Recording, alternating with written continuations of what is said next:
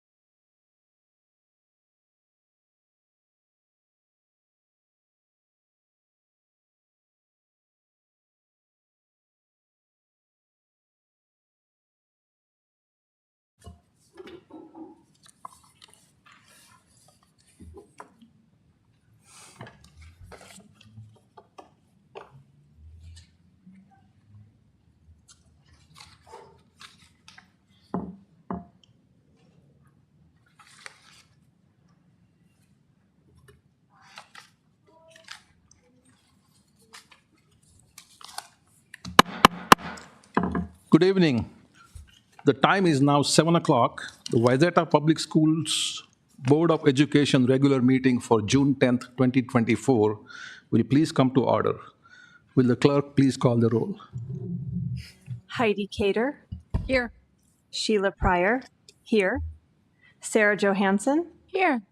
Paris Bende. Here. Valentina Ayers is absent. Dan Ginestra. Present. Milan Sahoni. Present. Chase Anderson. Here. Thank you. We have a quorum. Welcome to the first board meeting of the summer, and happy summer to all of you.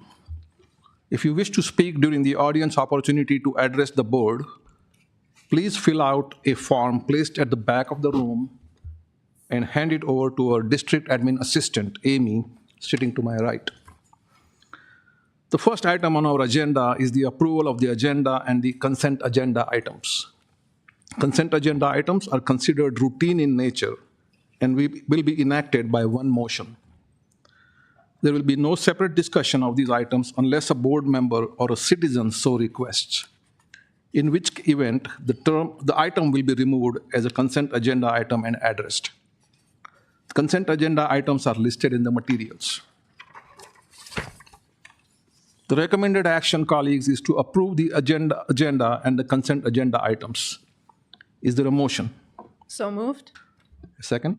Second. Thank you. Moved and seconded. Will the clerk please take a roll call vote? Sarah Johansson.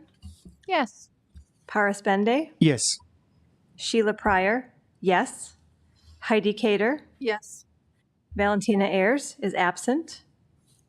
Dan Ginestra. Yes. Milan Sahoni. Yes, we have an agenda. Thank you. We'll watch the MSHSL video for a few minutes quickly here. Amy? Martins, Executive Director here at the Minnesota State High School League, and thank you so much for taking time to watch this video. The Minnesota State High School League is a dynamic partnership of more than 600 schools, reaching all communities and corners of the state. Our mission is to provide educational opportunities in fine arts and athletics for all students. The 2023-24 school year was a great one for the League. As we look ahead to the upcoming school year, there are some exciting things that we are working on. You may not realize the League has operated as a 10th through 12th grade organization, but now the League is considering bringing all 9th grade participants and contests under the governance of the League. That would make us a 9th through 12th grade organization. This would allow all 9th grade participants valuable insurance coverage in the event of an injury or a concussion. Welcoming 9th graders in this way would be a monumental change and one that is overwhelmingly supported by our member schools. A change like this will require action from member schools. So look for more information coming from the League in the beginning of the 24-25 school year. To be fully engaged members of the League, our schools are required to commit to following all League rules. These rules have been collectively established and are critical to ensuring safe experiences, equitable opportunities, and fair play for our participants. That's why we continue to expand our efforts to share and inform all schools about the requirements and expectations so everyone can do their part. As educational models continue to change, we're seeing a number of newer schools, primarily online schools, in which our Minnesota students are now enrolling. This sometimes raises questions about students who are taking courses in more than one school. In response, we're re-examining our current practices related to participation and eligibility, and we're considering ways to most effectively provide opportunities for students to participate. We're pleased to report that the League continues in a strong financial position. Thanks to strong tournament attendance, supportive and collaborative partners and sponsors, wise investments, and fiscal responsibility. As a result, it's very likely that this coming year's membership fees, after credits, will be the lowest in nearly 30 years. As always, our top priority remains the same: to promote and support safe, respectful, and inclusive environments for participation and competition. We want all of our high schools to provide activities and events that focus on educating our students and are free from discrimination, harassment, and marginalization. Together We Make a Difference was designed to amplify the voices and advance the vision of our students to ensure respectful and safe schools and environments. It's important to feel safe because within that you're able to perform the way you want to and you're able to give the results you want to. In my personal opinion, when I'm not comfortable, I'm not giving all I can. It takes a team of dedicated adults like you to provide the kind of programming our students deserve. That's why the League and its schools are focused on recruiting, retaining, and supporting our coaches, officials, and administrators. As an education-based activities director, there's nobody more important than the coach or advisor for our students, whether it's in the fine arts or athletics, because we know that each child is one caring adult away from changing their path of their life. If you look at or listen to any successful person talk about how they got there, they never did it alone. There's always a mentor, and so we need those types of leaders in our schools today to help our young people understand what it means to be a strong, supportive person within their community. Sometimes the most enduring lessons our students learn happen through activities beyond the classroom. So it's our goal to focus on enhancing the education of students through a broad range of opportunities that extend the traditional curriculum. When alumni come and talk to me, the one thing I always hear is, they remember those big moments, but they also remember what led up to them.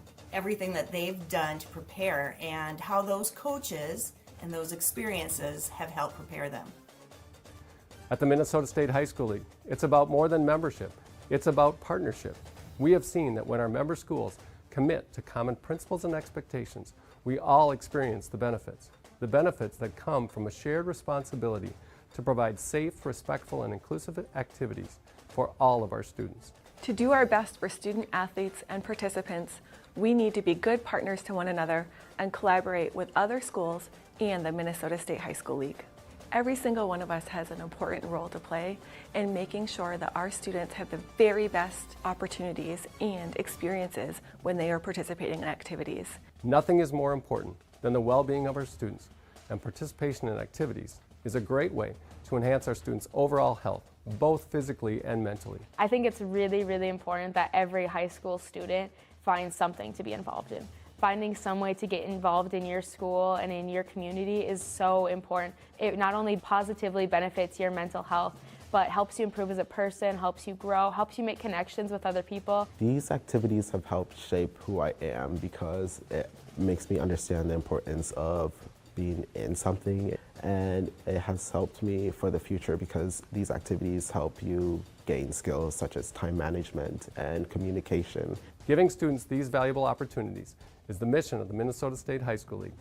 And looking around the state this year, we've seen high participation numbers, packed venues, and enthusiastic support from school communities. And together, we have a bright future ahead. On behalf of the Minnesota State High School League, I thank everyone in all of our member schools for your continued active support. Because it's about more than membership, it's about partnership.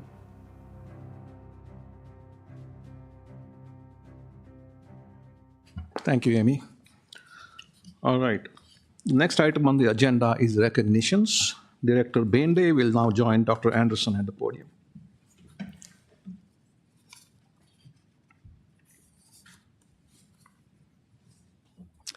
Good evening, everyone, and welcome.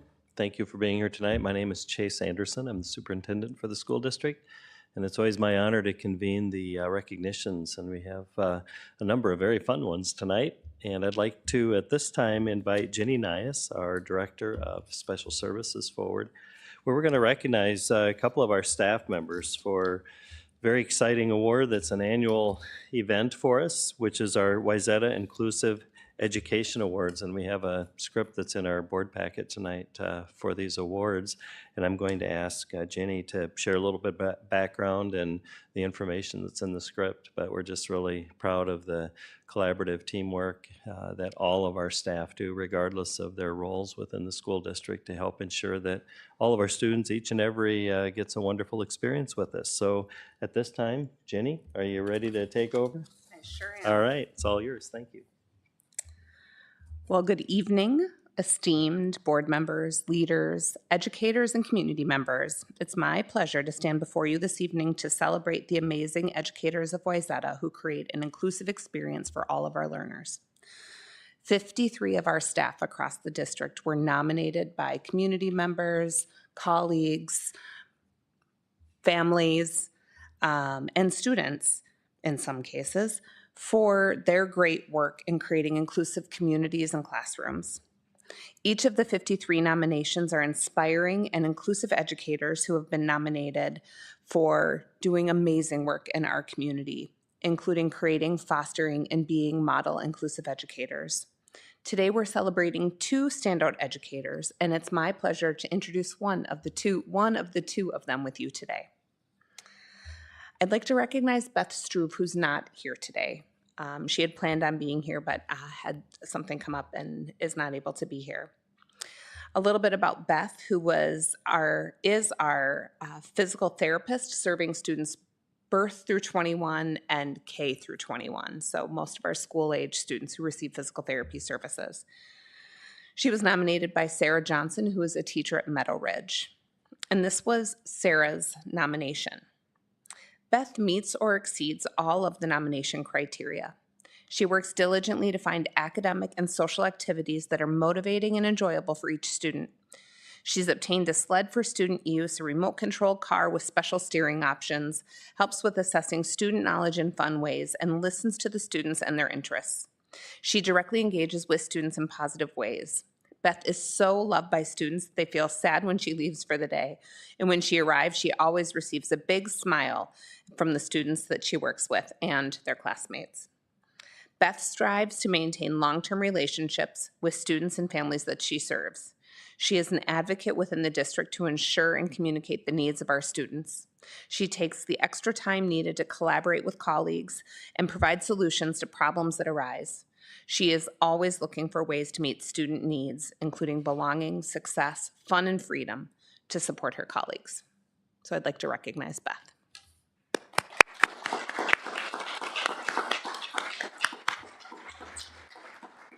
Tonight, I also have a great privilege to introduce to you Mr. John Raby, who was nominated by Jerry Klein, the Wayzata Transition Work. You're going to learn a lot about Wayzata Transition tonight, and it's very exciting.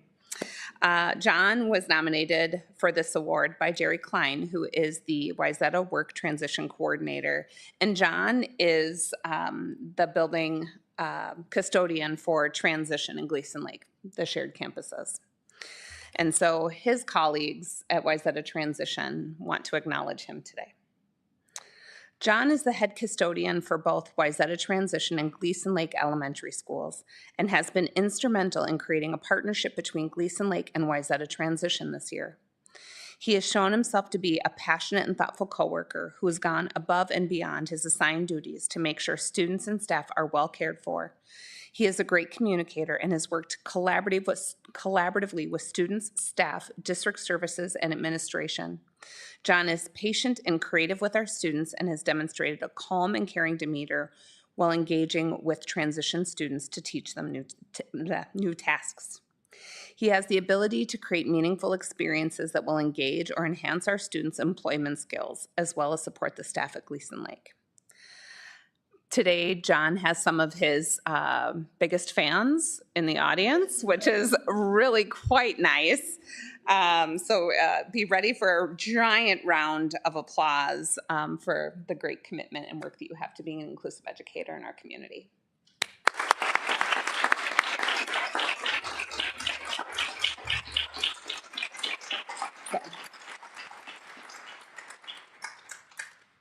Really weighty something to put in the box. The box was so nice. It's a beautiful box. So I just want to close by saying congratulations to both of you on receiving this Inclusive Education Award. The recognition is a testament to your unwavering commitment to students, to our community, and to creating a space where all are included and all have a great experience. So thank you. I think these guys will all thank you too.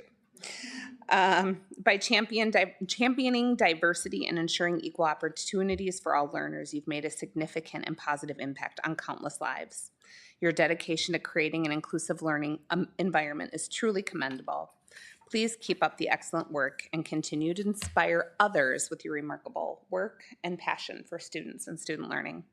We couldn't be more proud of you and your commitment to each and every.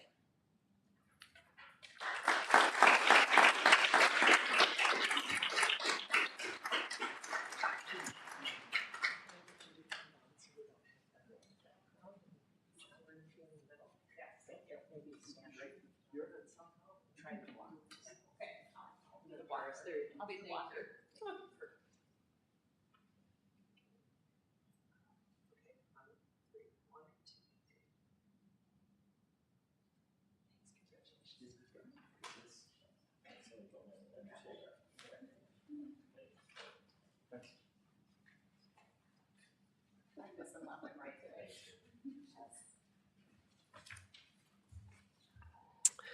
Thank you, Jenny and John. Again, congratulations, and congratulations to Beth as well.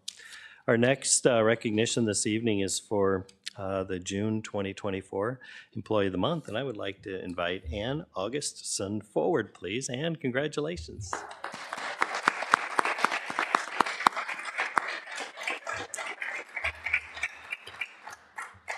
Before I give Ann an opportunity to be at the mic, I'm going to share a nice script that was put together on your behalf. So, oh, you can stay up here. That's all right. We'll We'll make plenty of room up I'll here share for with you. you. Wayzata Public Schools proudly selects Ann Augustson as the Employee of the Month honoree. As a special education case manager and teacher, she is a critical team member whose expertise in supporting all students, meeting them where they are, and encouraging students to continue to grow helps transition in many important ways. Ann demonstrates a passion for supporting students and a sincere commitment to their success. Being one of the founding licensed staff members opening Wayzata Transition, she has contributed to the team effort to help it grow and make transition what it is today. From supporting students taking their first college-level course in a post-secondary institution to leading instruction out in the community, Ann steps up to the plate time and time again. Ann recognizes and uses students and staff's strengths, looks at the bigger picture of education and learning, and works tirelessly to solve problems as they arise. She is a strong communicator, listens well, and focuses on collaboration to achieve the best possible student outcomes. Ann brings forth a perfect balance of structure, high expectations, guidance, genuine care, humor, and realness with the students. She is creative with her lessons, always incorporating the students' lived experiences and perspectives, and shares her own examples to model and build true community within the classroom. She is collaborative and excited to try new things to best serve each and every student with their diverse individual needs. Ann's commitment to supporting the whole student helps students feel seen, heard, and valued at transition. Her dedication to students' best interests and utilizing creative solutions are amazing assets to Transition's community. She treats all with dignity and respect. Ann's steadfast work with students and families to make connections in the greater community for mental health support is unwavering. She sees the individualized needs of each student and how to help them achieve their full potential. In addition, her creativity brings joy to our school community. We appreciate her ability to infuse fun and excitement. Wayzata Transition is truly grateful for you, Ann. What a nice, wasn't that a great tribute? Yeah. Congratulations. That's awesome. All yours. This is my first experience in front of a school board, so thank you. You know, my mom always said it took a village to grow or to help students grow and or the kids grow. I came from a strong foundation of my mom and dad instilling that in me, and I think I've brought that to Wayzata Transition, as in, like, I work with a strong team to help these students, these adults, become who they can be and reach their potential. And it's not just me alone. We are a village, we're a team, we're a community, and we really care about our students and seeing them continuously grow at any point in their lives. So thank you.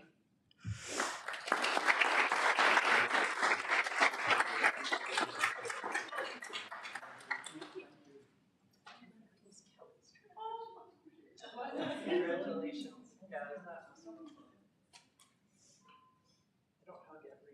Oh, thank you. On three. 1, 2, 3.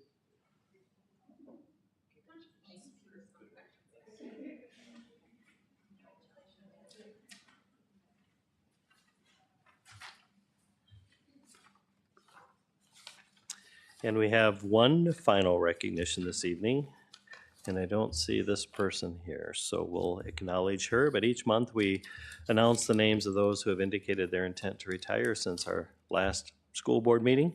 And we have one for tonight, Mary Anderson, a paraprofessional at Transition for 5 years. And I don't see Mary here. I'm not missing her somewhere, I don't think. Yeah, I know Mary. I thought, yeah, I would certainly spot her here in the audience, but we want to wish her well and hope that all goes well for her. We thank her for her contributions and all that she's done. And even though she's not here, let's give her a round of applause.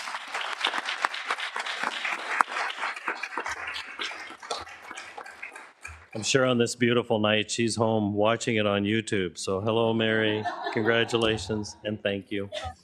I think that concludes our recognitions for tonight. So thank you all so much for being here. And we look forward to learning more about the transition program. So really appreciate all of you being here. Enjoy the rest of the meeting. Thank you. Right. Congratulations to the honorees, and thank you, Dr. Anderson and Director Bende. All right. Now we have the highlight of our regular meetings, the school spotlight presentation. Tonight, the spotlight is on the Wayzata Transition School, and I'll now turn it over to Executive Director of Teaching and Learning, Dana Miller. Thank you, Director Ryan. It's always nice to be able to deliver the opening for our favorite part of our board meetings every month. And so today I'm pleased to introduce Special Services Supervisor Alana Wash, and she is here to share information about our Wayzata Transition Program. As you know, the transition program has grown tremendously over the past 5 years to the point where they are now in our new building, which is our prior district administrative building, which is located next to Gleason Lake Elementary. If you haven't been there yet, I strongly suggest you go see this amazing facility. And so please join me in welcoming Alana as she shares some of the amazing things happening at our transition program. Alana?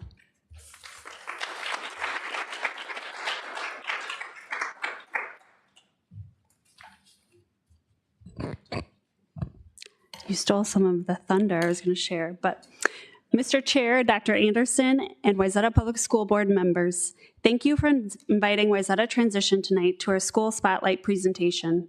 I'm Alana Walsh, the supervisor of Wayzata Transition. I'm pleased to be here with students, staff, and families. Tonight, I'll share a little bit about Wayzata Transition, what it is, and then the majority will be from hearing from students, families, and staff about what transition is for them. Wayzata Transition started in 2019 with 14 students.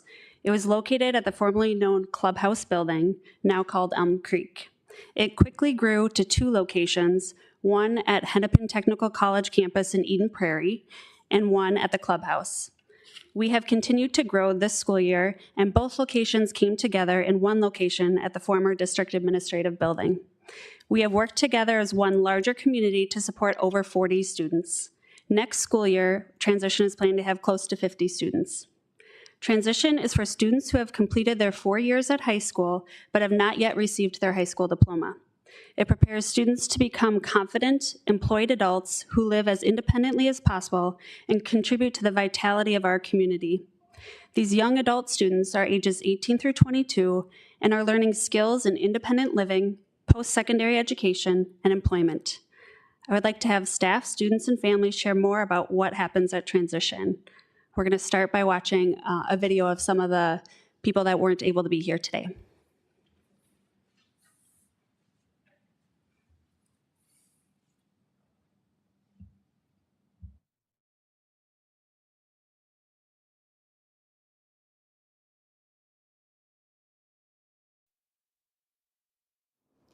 At Transition, our staff assist students with preparing them for after high school by offering assistance with post-secondary education and training process, employment, life skills, and independent living. There are a lot of things that students are learning here. They're learning to problem solve, decision make, setting a budget. They're learning personal care and time management. We have students, all of them are working on communication just in different ways, building relationships. We have students that are working on safety in the home and safety on the job, resume building, interviewing techniques, etiquette on the job. We also have students that go look up recipes, and they will go to the store and purchase the ingredients and come back and meal prep. All of our students are working on interpersonal relationships and advocacy. So my job as a job coach is to make sure they're doing the job task correctly. And as soon as they gain that independence, I kind of back off. I provide positive support.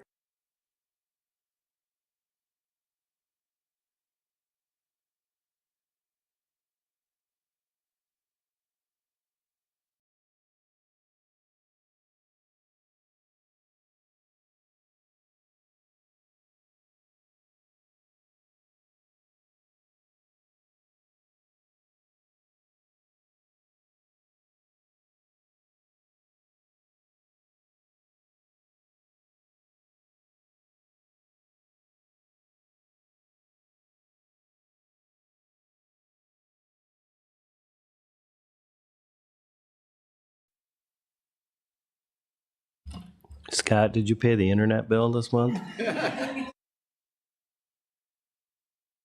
I think it's my favorite part of the job. Transition has impacted me greatly. I have worked in the district for 22 years. This is my second year with transition. I'm impacted greatly by the students when they are out in the community. It is amazing to see how excited they are, how proud they are.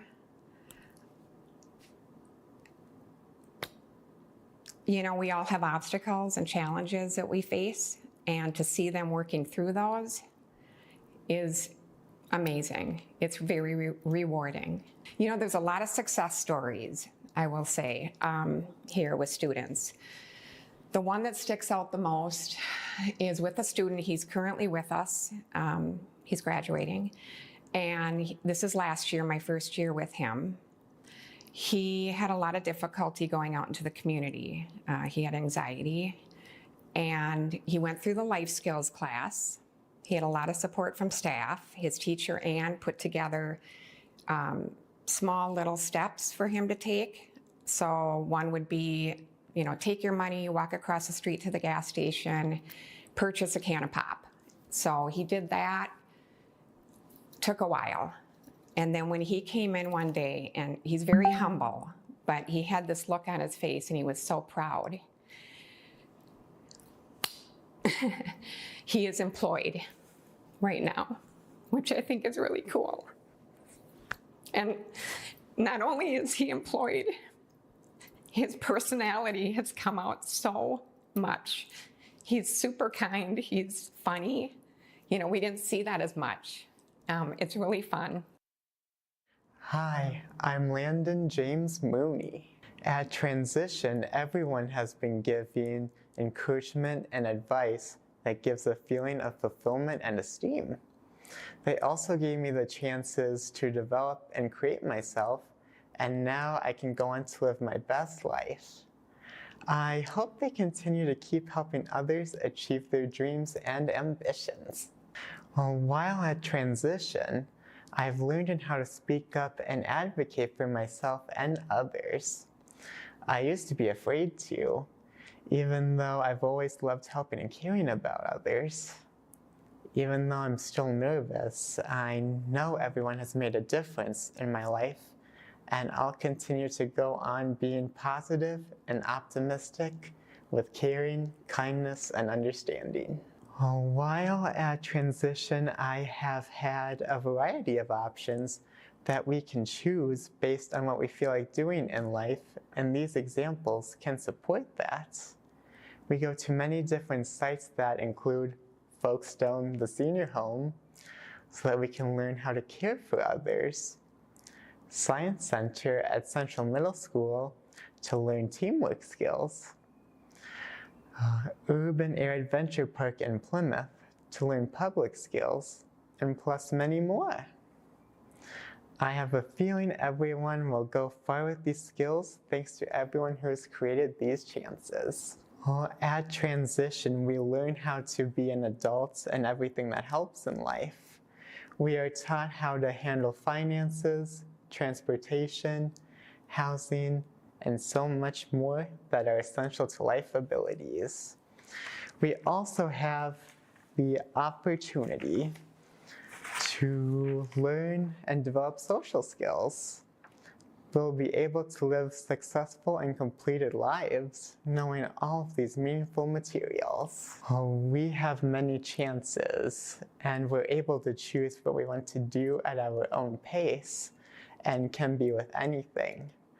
We learn many things that help us transform from the person we used to be and into a more positive one that we use to instill that into others that we meet. I can keep on inspiring other people to do the same, and hopefully I can grow more together and can be used as an example. With the encouragement of my teachers and friends and family and new people have helped me find multiple activities, including my job at Presbyterian Homes in Bloomington as a server that I really enjoyed, and some I'd be interested in thinking for a job. I've experienced being able to handle many situations and tasks at once, and I feel I'll be able to apply them to my jobs. These will continue to allow me to use my compassion and empathy with others with my intelligence and from what I've been shared by others. With everyone's help, I've been inspired to keep on doing the right thing and even try to do more of them as best as I can, especially when I was dealing with tough times. I've changed for the best as a more positive role model. That's encouraged me to decide to share my ideas to help as many others as I can, and can encourage and inspire others to share and inspire too. I want to share how we've done a lot together. We've come a long way, and I know we will do great. I've also experienced my first semester of college and passed, and I had fun learning with everyone else too. And I'd just love to finish with saying that you can do anything with your heart and spirit, and that it's all right to be afraid, and you can still accomplish your goals and make a true impact. Thank you all so much. Well, the transition program has impacted me to be more a cheerful person. Most of the time when I have a conversation with our students, no matter what the topic is, as long as it's an appropriate topic, they have the ability to put a smile on my face and cheer me up. And that is the most joyful experience I continue to have with our students here at the transition. While at transition, I have noticed a lot of achievement. There was one student who got his state ID. We have 2 students that have paid positions, and one of the students I work with is going to complete his internship or volunteering at the fire station within the next 5 days. I have a part-time job as CSC, Community Support Coach, for this support residential unit in Minnetonka. And I thought it was a great opportunity for our program to introduce our students to that independent living apartment. So I brought the idea to the teachers. The teachers agreed. They contacted the building manager and program manager. They contacted their parents. All the paper were signed. Transportation was arranged. So way back in December, myself, a couple of job coaches, teachers, parents, students, went to the apartment and met the program manager. A couple of our students have a meaningful conversation with the clients. So that perfectly fits to our program, since we always emphasize on independence. Well, in terms of knowledge, our students slowly becoming a global citizen and start to develop a deep knowledge about our environment. And they started to navigate the Hennepin County recycle program and learn a different kind of recycle methods.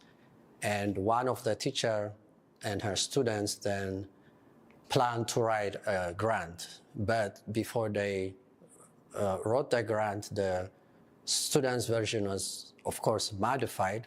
So the grant was written and we got the grant. So that really makes me really, really happy because they never gave up. It was difficult, but they never gave up. I now want to invite our in-person speakers to share your experience at Wayzata Transition.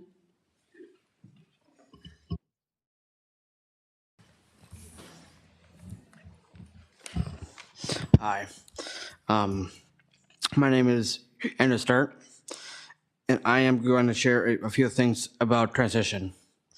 At transition, I have learned about building relationships with friends, staff, and community. I learned about doing things on my own, like doing my own laundry and putting away silverware. At my job site, at the fire station, I learned the core values of a firefighter, like dedication, responsibility, empathy, courage, and pride. I like to work out by going to the YMCA and building my muscles, like as a firefighter does. I've worked at Interfaith Outreach and community partners, Roberts, Plymouth Community Center, and the fire station. My favorite was Congressman Dean Phillips' office because I made a presentation for Down syndrome advocates who are advocating for themselves to call state and county representatives. What I want people to know about transition is to take responsibility and show pride, learn from your mistakes, and take advance from staff. Thank you for your time tonight.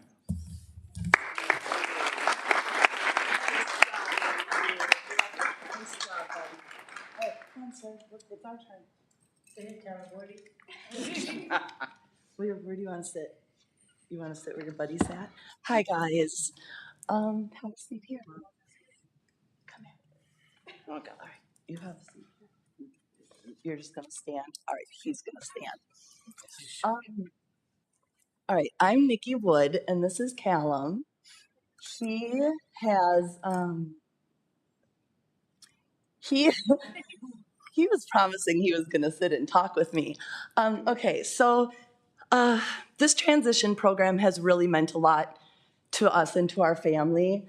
In high school, Callum was one of those kids that had a hard time and just spent a lot of time hiding under tables and not participating, and they had a really hard time with behaviors. And then he came to the transition program, and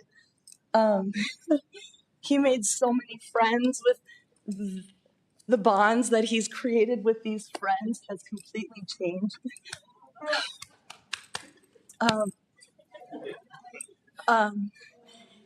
Callum, and one of the things we really noticed about him when he moved to this program was his communication skills.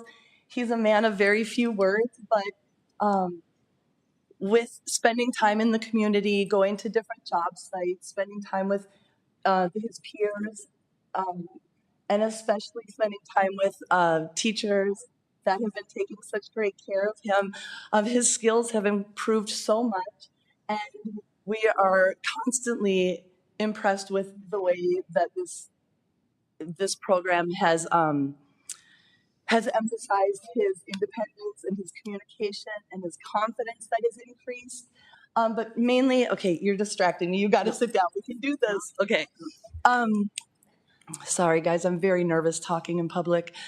The point I want to get across about the transition program is it It took a kid who just kind of sits and doesn't really make himself known, and he was able to make it to different sites. He goes to Plymouth City Hall and IOCP and Folkestone, and he volunteers at so many sites. And they say he's like the first kid to get up and go, and he knows everybody's schedule. And there's no more like trying to get him on the bus or trying to get him to go places. He loves this school so much. We have no trouble getting him anywhere. I mean, it's just the change right there is incredible. The joy, the passion that he has for school. And then I think the biggest thing that we've noticed with him going to these different sites is that his confidence has just increased so much. And he's so proud of himself, and we've never really had opportunities to see that with himself. Another thing that I think is really neat is when he goes into these public places, the smiles that he brings to people's faces, as you can see with all of them, that has been the biggest gift for us is him being able to see what he brings to others, and the connections that he can form with people, even though he doesn't really talk or have much to say. A quick story, we were at prom for his sister. We went down to the Millennial Gardens, and he pointed up into the Plymouth building and was pointing to one of the janitorial staff. And they were waving to each other from across the distance. And Callum knew him because he volunteered here. And it was a really special experience for us. Okay, one last thing we want to say. In terms of why I think this program is instrumental for these kids, I find that we need to focus more on the intangibles that these kids can bring. A lot of the job sites are focused on productivity and how much you can get done in a certain amount of time. And I'm hoping that by having more experience with people like Callum, they'll see that they can bring other things to the community, just sheer joy and happiness, not necessarily things that can just be measured with productivity. Okay, we're done.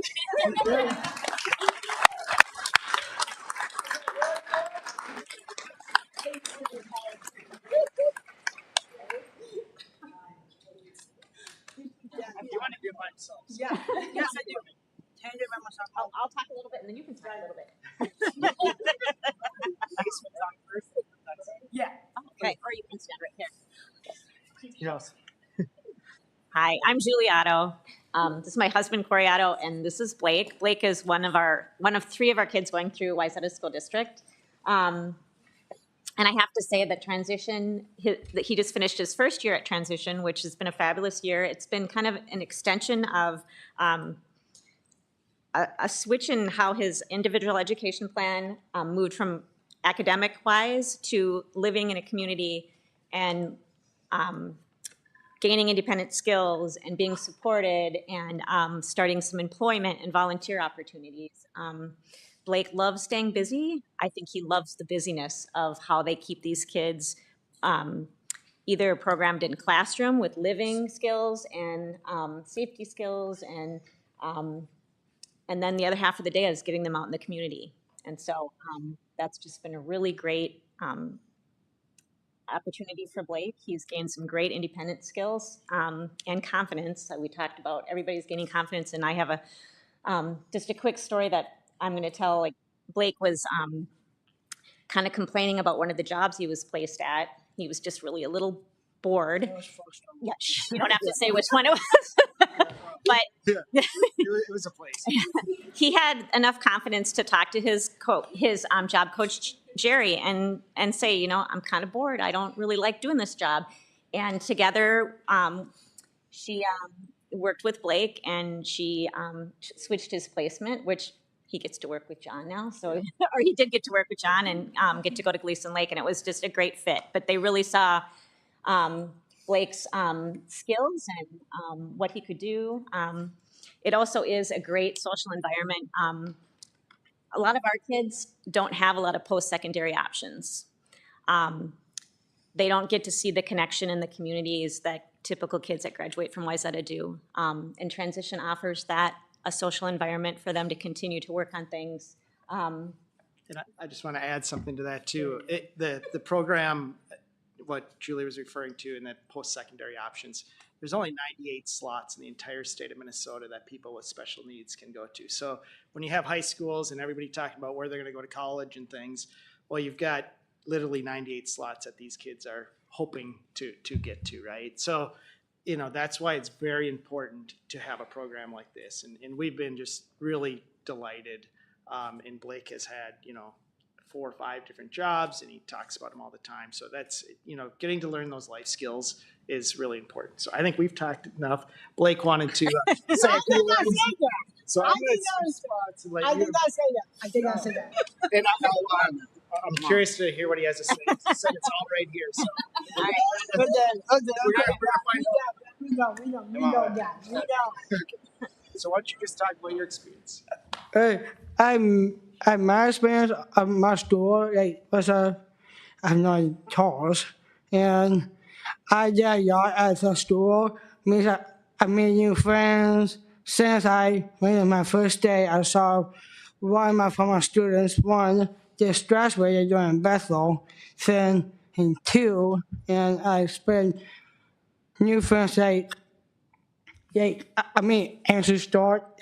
I told him my eye during my first day. Then I was tell him. Then I just know them the most, and I just know. I did a lot. I went to Roberts. I did lots of ice, and it's time to hurt my muscles. And I donated about Joseph and Fridays to help to set up the restaurant. Then I did this with John. I did lots of stuff, and I did too much stuff with John. It helps me. I did more better than turning heavy stuff. My experience, I did a lot at school. During my parents, I never read my emails. Sometimes I'm busy, and sometimes I did some stuff at school. I had classes every day. Then I'd be working Wednesdays to Fridays. I just had classes. I stayed back. Sometimes I go to Tough Foods. Do food for the week. Because sometimes we cook on Fridays, and sometimes we make tacos before cinnamon rolls, and I made it before by myself. With a bit of help, and I did the most of the work. Then I did.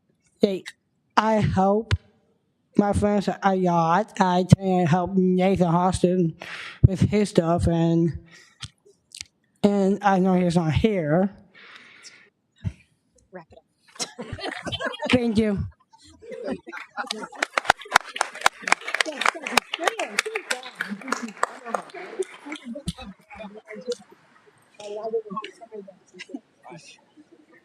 So when students graduate, we want them to be well prepared to succeed in their employment, independent living, and post-secondary goals. So thank you.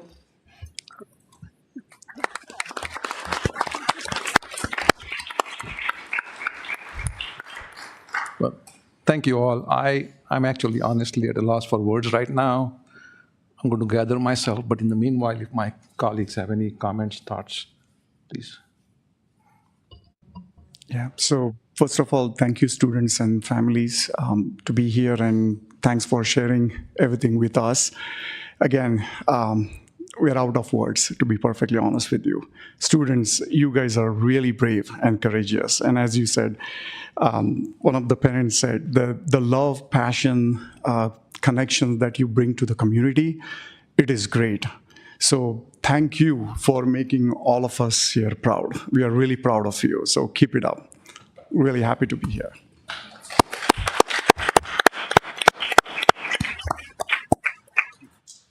I want to reiterate what Paras had to say. Thank you so much for coming tonight. I know it takes a lot of courage to get up in front of this big table and talk to us, but it's so important for us to hear about your experiences and to know what matters to you. And I know that you've grown with your pride and you make us so proud of you, so proud. And so keep carrying that Wayzata name forward and keep making us proud. Thank you for coming.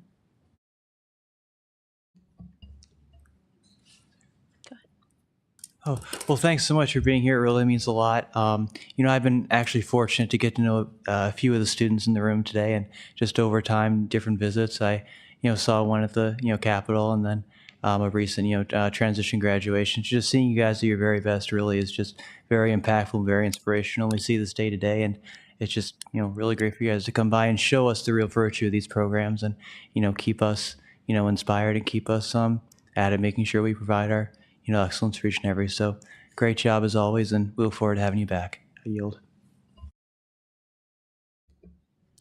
Students, thanks so much for being here. You're amazing. Parents, thank you for being here. You are amazing as well, and teachers too. This has been so much fun. And the funnest part has been to hear all the things that you learn, but in the process, you're teaching all of us as well.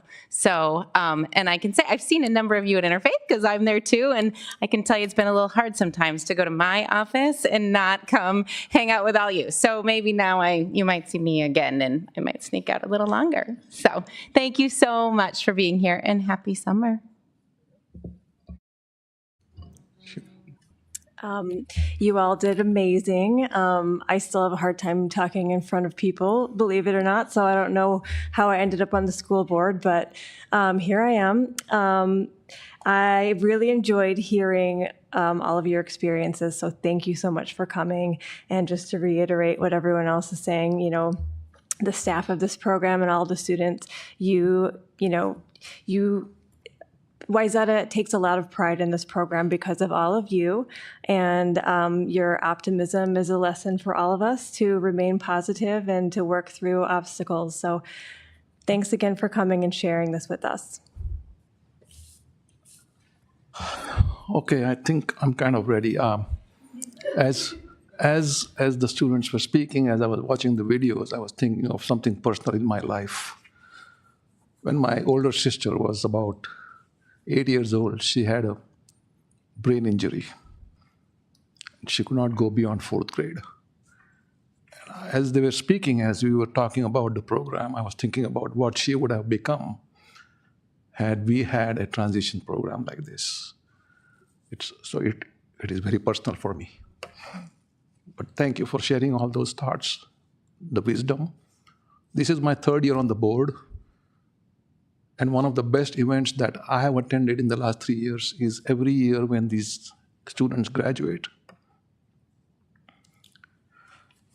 And I say they have a lot of wisdom that they're sharing, and I wrote down a few things that they said. One was in the video, and 2 from these students here.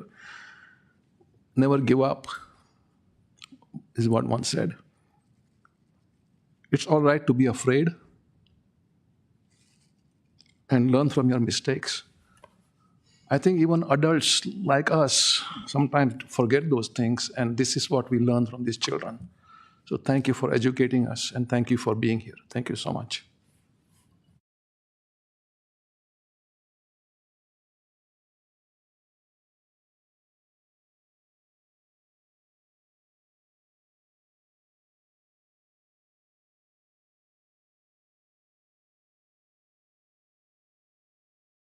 Okay, next we have the audience opportunity to address the board. And I don't believe we have anyone that has expressed an interest in speaking to the board this evening. So we'll move on to the next item on the agenda. Yes, Dr. Anderson.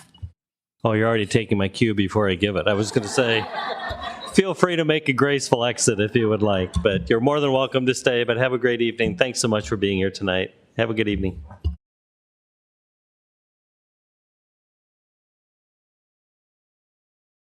To the next item on the agenda is the administrative reports and recommendations. First, we have the superintendent reports. Associate Superintendent Dr. Flansburgh will present 7 policies for board approval tonight. Dr. Flansburgh. Thank you, Chair Sahoni. Superintendent Anderson, Chair Sahoni, and members of the board. As a reminder, we're actually breaking up our policy approval into two sections because at our last board work session, we had conversations regarding policies 401 and 403. So since we've had conversation on that, this will be our second time discussing and presenting, thus the reason there's a separation between the two. So attached for your review are the following policies and regulations for your consideration. The policies and regulations were reviewed as part of the regular review cycle and using the Minnesota School Board Association model policy where available by district administration and other district stakeholders where necessary. A final review was completed by the policy committee of the school board.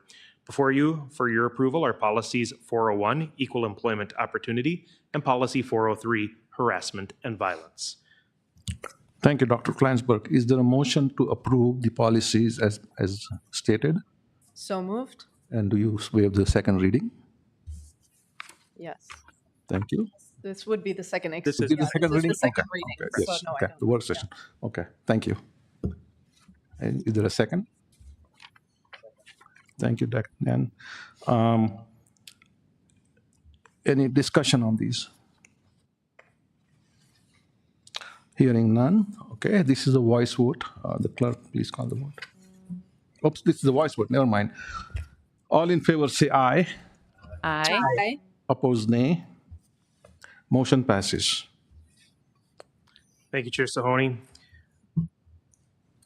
Before you are first readings for the policies for approval. 508, use of peace officers to remove students with or without individual education plans from school grounds. 415, mandatory reporting of child neglect of physical or sexual abuse. 416, family and medical leave. 428, mandated reporting of vulnerable adults, and 528, bullying. As a reminder, many of these policies are annual review, and many of them went under substantial review last year, and part of the legislative updates as well. So there were minimal to no changes in a vast majority of these, just part of our annual review presented for you this evening. Thank you, Dr. Flansburgh. The recommended action is to approve the policies as presented. Is there a motion to approve? I so move and ask that we waive the first reading and approve for final approval. Thank you.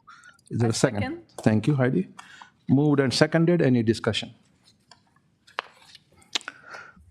All right, thank you. This is a voice vote. All in favor say aye. Aye. All opposed say nay. Motion passes. Thank you, Dr. Flansburgh. I believe this will be your last meeting to present policies in the board session. Correct. You're stuck with me for one more work session, but this would be the last board. Last board meeting, okay. Thank you so much. All right, Dr. Anderson will now present the Minnesota Department of Education identified official with authority proxy reauthorization resolution. That's a mouthful. Thank you, Mr. Chair, members of the board. I am going to share a brief script here with a little bit of background on this regarding the MDE Iowa, not to be confused with my home state to the south, reauthorization resolution. The Minnesota Department of Education requires that school districts must annually designate an identified official with authority to comply with the MNIT Enterprise Identity and Access Management Standard, which states that all user access rights to Minnesota state systems must be reviewed and recertified at least annually. The identified official with authority will assign job duties and authorize external users access to MDE secure systems for their local education agency. The board recommends to authorize Chase Anderson, oftentimes known as me, to act as the identified official with authority for Wayzata Public Schools. And the recommended action is there for the board. All right, colleagues, the recommended action then is to approve the attached resolution naming Chase Anderson to act as the identified official with authority, also known as Iowa, for the Wayzata Public School District. Is there a motion to approve? I so move and ask that we waive the reading of the resolution. Is there a second? I second. Thank you. Moved and seconded. Is there any discussion? Will the clerk please take a voice? Clerk, I have to take a voice vote, sorry. All in favor say aye. It's a roll call. It's a roll call vote? Okay. All right. Then the clerk, will you please take the roll call vote? Dan Ginestra, Yay. Sarah Johansson, Yes. Paris Bende, Yes. Sheila Pryor, yes. Heidi Cater, Yes. Valentina Ayers is absent. Milan Sahoni. Yes. Motion passes. Thank you. All right, there is no teaching and learning report this evening, so we'll move on to the next one, which is the financial reports presented by Finance and Operations Executive Director Scott Lesage. The first item is the combined financial report for the month ended April 30th.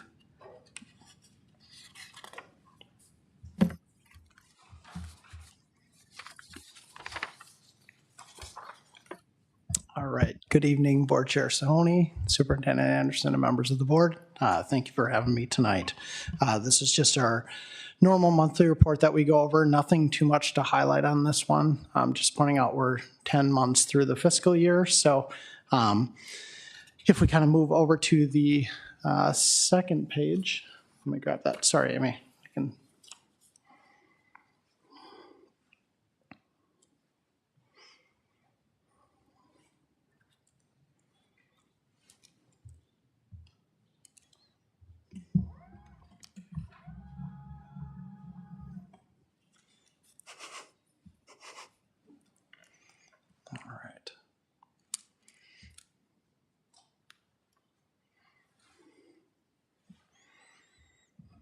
Can maybe walk us through some of, there they are, perfect.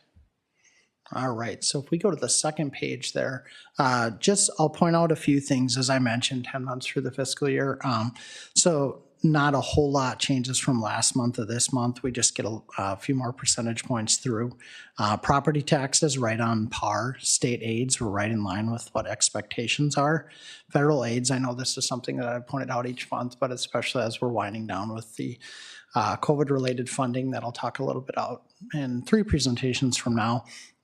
We are winding those down, so we are waiting to draw on those funds until all the expenditures are for sure reviewed before we draw on those funds. The state also implemented a new system where we draw those funds out of, and with it being new, there has been some delays in that. So you will see at year end that we will have a receivable with those federal funds as we draw those down.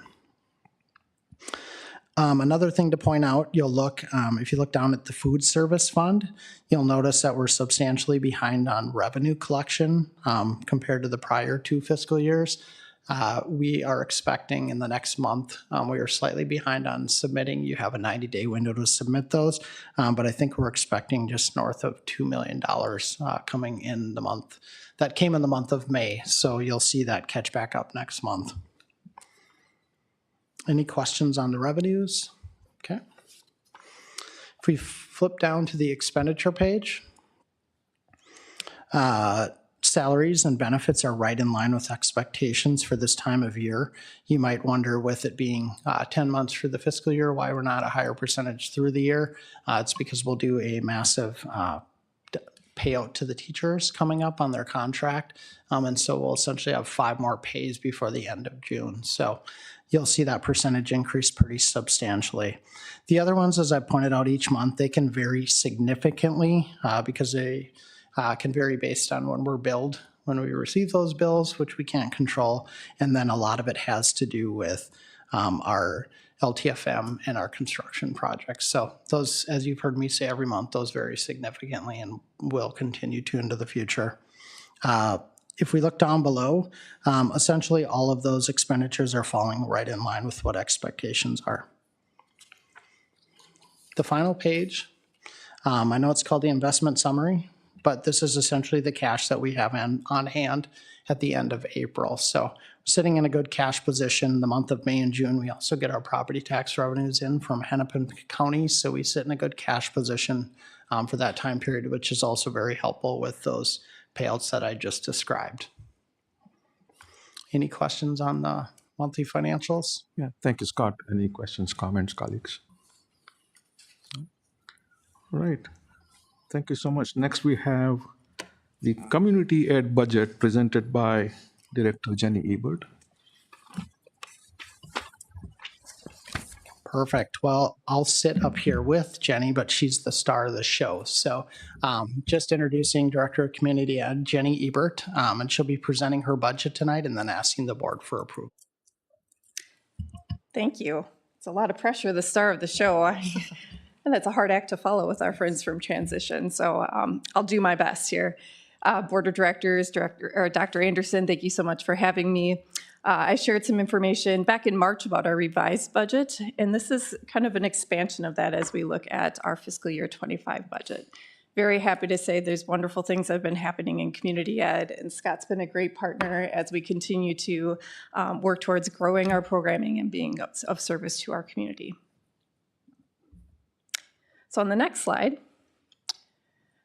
we have a summary of what community ed all entails. I often refer to this as our wheel. It lists all the different activities and programs that we have within community ed. And also just want to point out again that the Community Services Fund is Fund 4, and that's separate from the general fund. I'll go through in some slides ahead the different revenue sources that we have related to that and the expenditures related to that. So who we serve. Before I get into our fiscal year 25 budget, I wanted to talk just a little bit about what we do in community ed to give context to the $14.5 million budget that we have. We have about 250 staff that do this really amazing work. I want to give a shout out to them. The numbers that I'm going to show you on these next two slides are all thanks to that really hard work of our staff that really focus on how do we best be of service to our community and listen carefully and adapt our work every day to make sure that we're meeting their needs. So this is a lot of data on one slide, but it just is meant to be a very brief overview of what we're doing and who we're serving. We have classes for adults and youth that we have going on throughout the year. This is a snapshot of our school year. We just launched summer today with lots and lots of programs, hundreds of camps for our kids. Wayzata Kids Childcare is next on our wheel. We just wrapped up on Thursday programming, serving almost 390,000 individual hours of care this past school year, which is more than the year before. We continue to work really hard to grow the amount of service that we're offering from a childcare perspective. Our summer program will launch on Wednesday. We have our largest Wayzata Kids program that's launching on Wednesday, in addition to our largest summer full-day program called Rising K, which is new this year.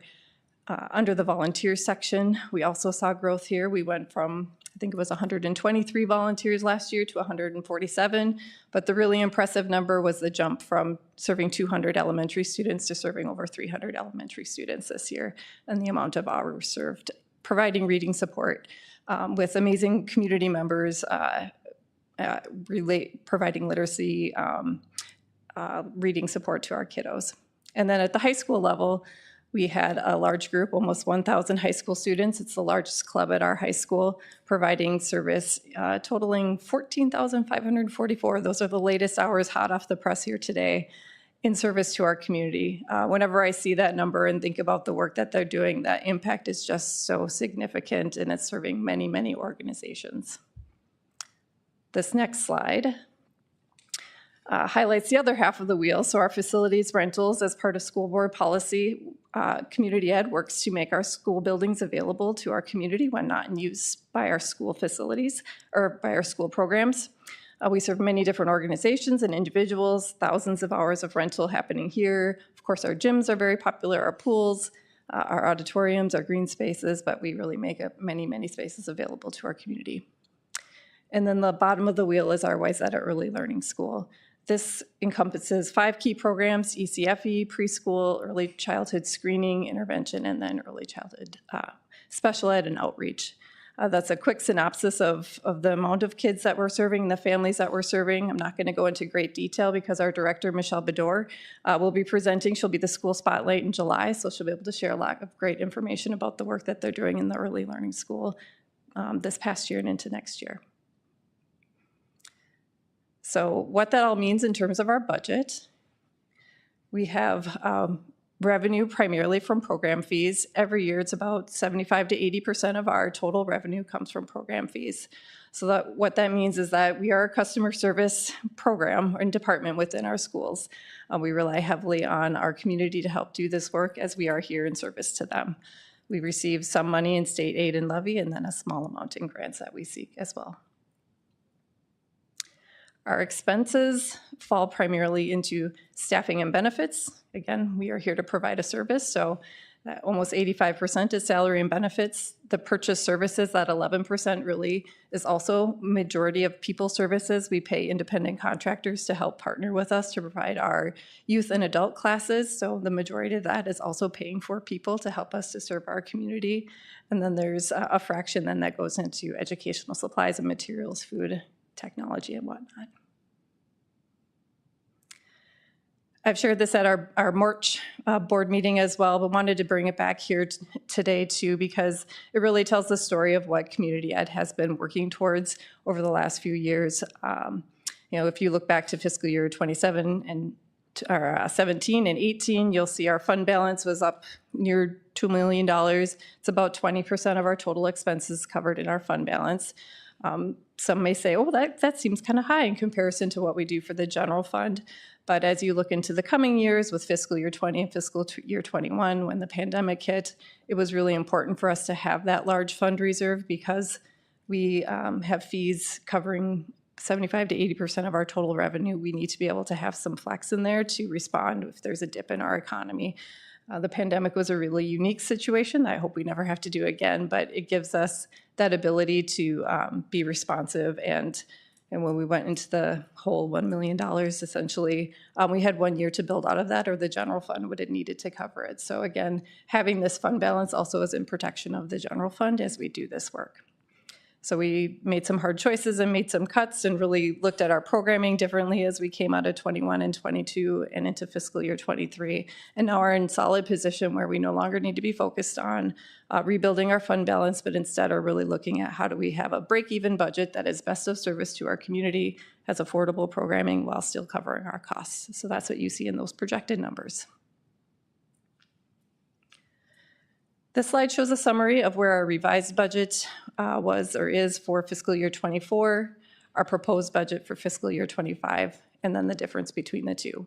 In the coming slides, I'll talk a little bit more detail about the differences at those in the various lines, but we just want to note on the state aid and local levies piece, the discrepancy for both in expenditures and revenue relates to our non-public, I'm not getting the right word. Yeah, non-public pupil aid. Pupil aid, thanks. Talk about that a little bit? Wasn't included in that fiscal year 24 piece, and David can talk a little bit more about it, but from the community ed side, really we have a net change of about $27,000 in the rest is related.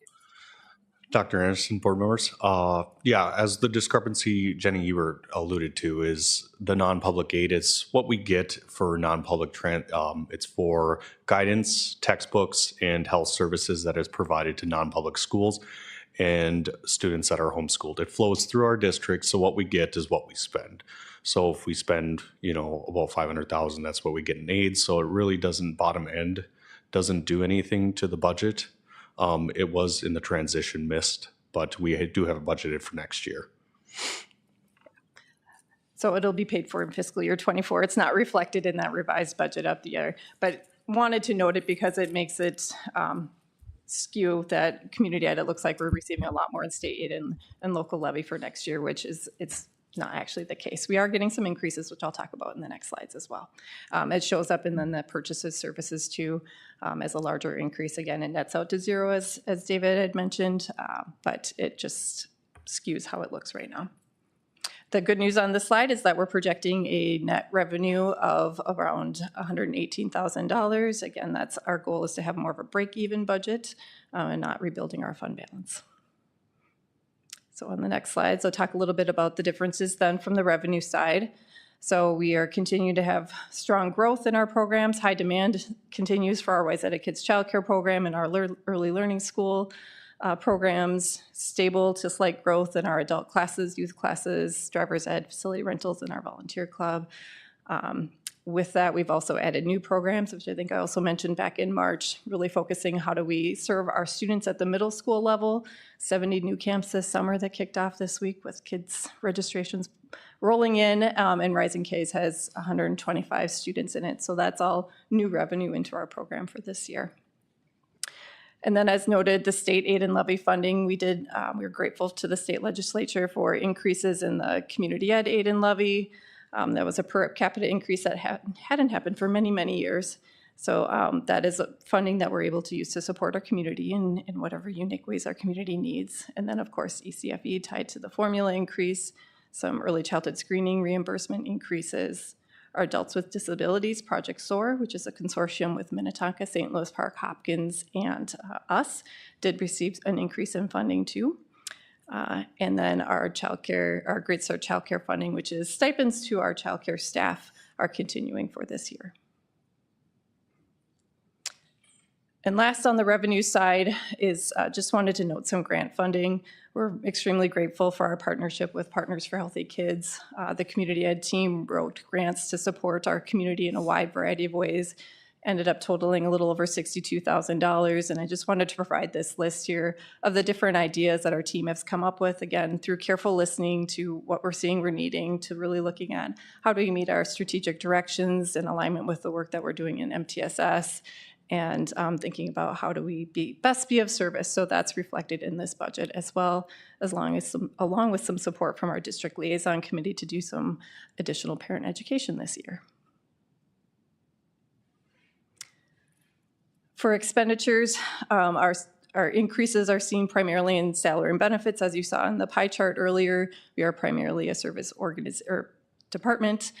So with increases to our staffing, wages, as well as some new program staff that we've added. We added an early learning school manager last year that was at the end of our fiscal year, and so it will be seen throughout the whole fiscal year this year.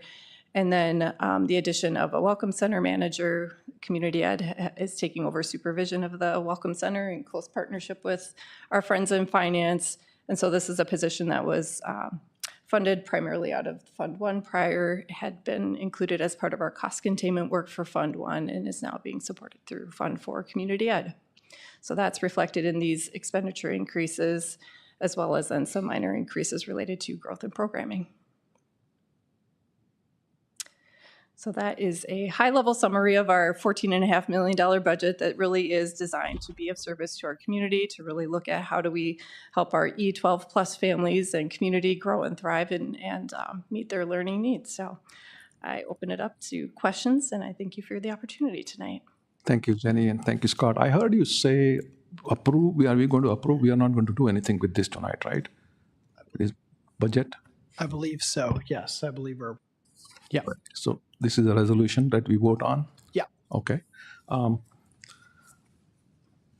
So the recommended action is to approve the community ed budget as presented by Jenny and Scott tonight. Is there a motion to approve?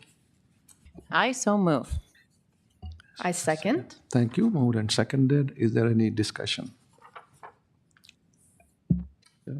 I do. I have a couple comments and some questions. First of all, Scott, a $14.5 million budget, is that the size of entire school districts and or some elementary or middle schools? It absolutely is. I think I've mentioned that a few times just because I think it's so impressive, the work that Jenny does, and I think it can easily be overlooked when you're looking at a $210 million general fund budget. But she absolutely is coming from Southwest Minnesota and outstate Minnesota. She would be one of the larger schools in Southwest Minnesota, probably about 800 to 900 kids. Yeah. Okay. Thanks. So then my two comments with that. So Jenny, before you said that we're affordable while covering our costs, right before that, I wrote down growth shows that we're accessible, and income shows that we've hit the sweet spot. And so my response to you is just, this is phenomenal. We know that community ed is what brings our community together, from nurturing our babies and our families to entertaining our adults and providing learning and academic opportunities.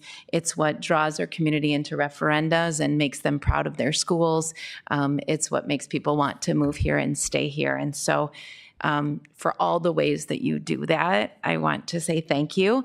And then this year, when you add that we looked at a district and we said, how do we welcome all of our students, and how do we make sure that our community is accessible, and how do we manage cost containment? And then you stepped up and said, well, community ed can do a welcome center and replace a position that was lost. And it's hard to understate the value and the role that you have in our community and in our district. And so thank you for that.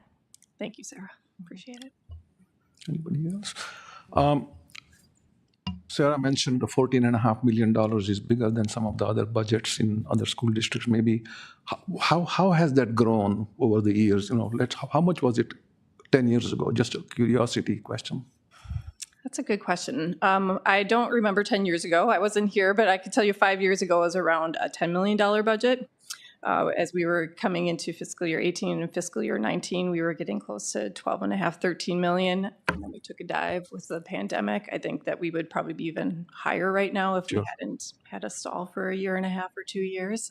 But we've continued to see regular growth, yeah. And then the second question I had was about the state aid levy has gone up from $5 change to $6 and change. Per capita, is that per resident of the school district? Eligible voter? District population, so it was around $68,000 Okay. in additional revenue. Okay, good. Thank you. I think you guys are doing a phenomenal job, and I believe that there is some competition from Parks and Rec and other departments around the district. So, in spite of all that, you are doing so well. So, thank you so much for that. Thank you. I see those partners as wonderful additional support to the work that we do. A lot of our work is really complemented, and we're excited to always partner with our friends at Parks and Rec and the YMCA and whatnot. Okay. All right. Thank you. If there is no other comment or question, you have one question. And I know this is becoming now favorite question to you in all meetings. So I know last time you talked about early childhood, asking community to help, right? Like enroll your child in early education, or so we know how the enrollment looks like. So just wanted to take this opportunity. Do you have what is your number one ask at this point in time from community?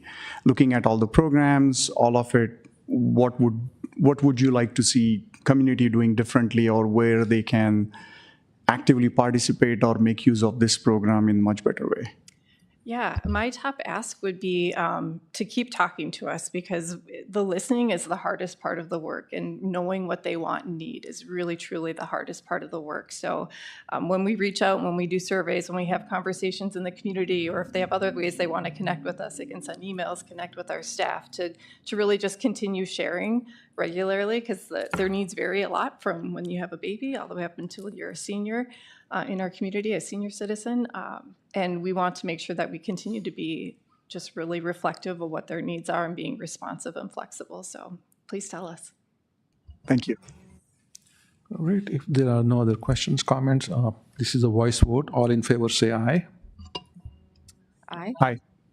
All opposed say nay.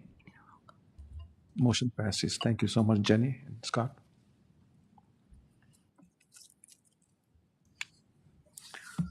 Okay, the next item on the agenda is presentation by Director Michelle Sagadol. She's not here tonight, right? Yes. Yep. So I will She is, introduce. yes. Oh, Absolutely. Yeah. And we'll have the team come up. Jack, if you want to grab a chair up here too. Thank you, board members, Board Chair Sahoni and Superintendent Anderson. Yes, the agenda does say Director of Wayzata Cafes, Michelle Sagadol. She was able to join us last Friday for the Finance Committee of the board members and take a lot of questions and walk through her presentation.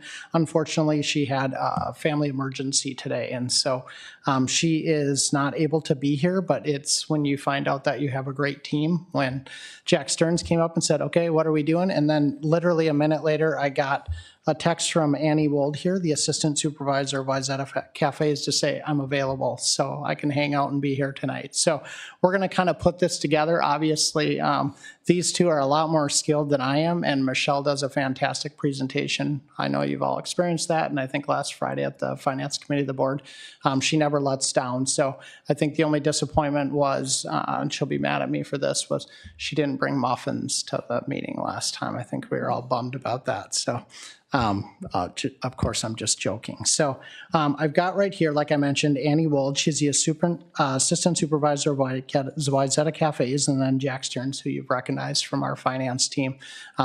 Jack oversees our purchasing and our accounts payable and accounts receivable, and he also works very closely with Michelle on the budget, so they're kind of partners with this. So this would be another one that we'll be presenting tonight and then asking the board for approval.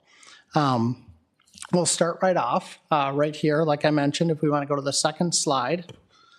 Jack, feel free to chime in. I don't want to steal all your thunder. So you guys have probably seen, I know Community Ed Director Jenny Ebert just had a slide very similar to this. We just try to put these up each time just to kind of educate the public that we have different funds inside of the district, and it's important to show their differentiation from the general fund.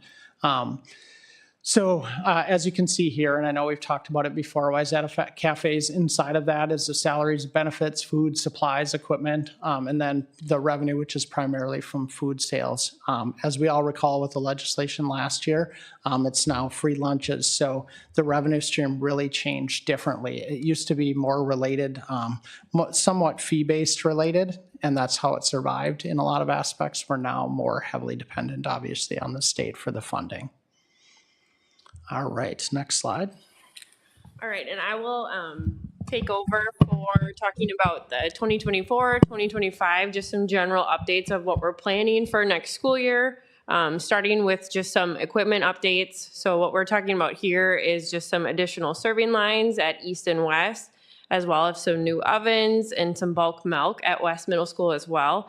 And this is just to help accommodate any increase in students. Kind of the fun part is the menu focus, what we're planning for next school year, in an effort just to address some both student and parent feedback, as well as align some of our department goals, increasing our vegan choices to 2 to 3 times per week.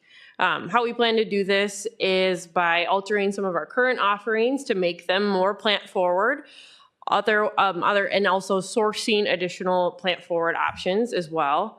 A department goal of ours is also to decrease added sugar at breakfast. So you'll see added smoothies and some lower sugar options added to our breakfast menus. Also to continue to emphasize some protein options at breakfast as well and really prioritize that. Another goal of ours is to incorporate more cultural foods onto our menus. One of the really cool things that we're doing next school year is partnering with a local sambusa company in Bloomington. They offer both beef and lentil sambusas. We're going to be offering those K through 12. Other options and things that we're going to be on the docket for next school year are pupusas and tamales, adding those onto our menus as well. And also, as we continue to try and go towards more plant forward and also farm to school, we are going to be offering something called Minnesota Thursdays. What Minnesota Thursdays are is the majority of the menus on those days are all items from Minnesota. So we'll be doing those on a bi-monthly basis. We were also awarded a farm to school grant again. We were awarded $30,000 in farm to school grant with a $30,000 match. We plan to purchase some local turkeys for our Thanksgiving meals this year. Also planning to use beef for Minnesota made meatballs and Minnesota burgers at our high school. And then continue to offer Revel greens district-wide. We really like using those on both our salad bar and just our salads K through 12 too. So pass it over. So this next slide is just a overall summary of the preliminary budget as well as the 23-24 revised budget. On the next few slides, we are going to be talking a little bit more in depth on the revenues and the expenditures that make up this budget. But I just wanted to point out that we are showing a positive fund balance again this year. It's about $82,000 revenues over expense for 24-25. And again, we're going to be diving in a little bit more on the next few slides. So. All right, so what makes up that reimbursement rate? We get both state and federal funding. The preliminary budget has fiscal year 24 reimbursement rates. So our revenue is based on the current year's school reimbursement rates. We will see next year's rates as soon as, usually they're around the middle to the end of June. Our revenue was calculated using this year's average participation rate, so the percentage of kids that typically eat school lunch. Looking at the elementaries and the middle schools, it was around 80%. Just to note, that's up 10 to 15% from previous years. And our high school was about 70%, and that's up about 10% from other years. And then the third bullet is meal sales and a la carte. We average about $6,500 a day, and that budget is based on daily sales from this school year.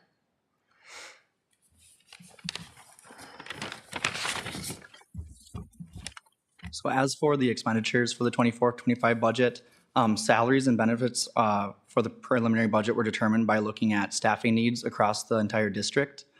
We utilize preliminary staffing projections and then the potential contract increases just to determine the best possible estimate for this next school year. As for the food budget, the food was pretty consistent to last year. It did increase around $80,000 just for inflation and a little bit more food. And then as for other expenditures, we are continuing to invest in our capital equipment. That includes adding equipment to help in the increased volume of meals and replacing old equipment. I don't know if you want to touch on East and West a little bit. Yeah, so just that, as I mentioned previous, the adding expenses related to the anticipated purchase of the capital equipment that's coming.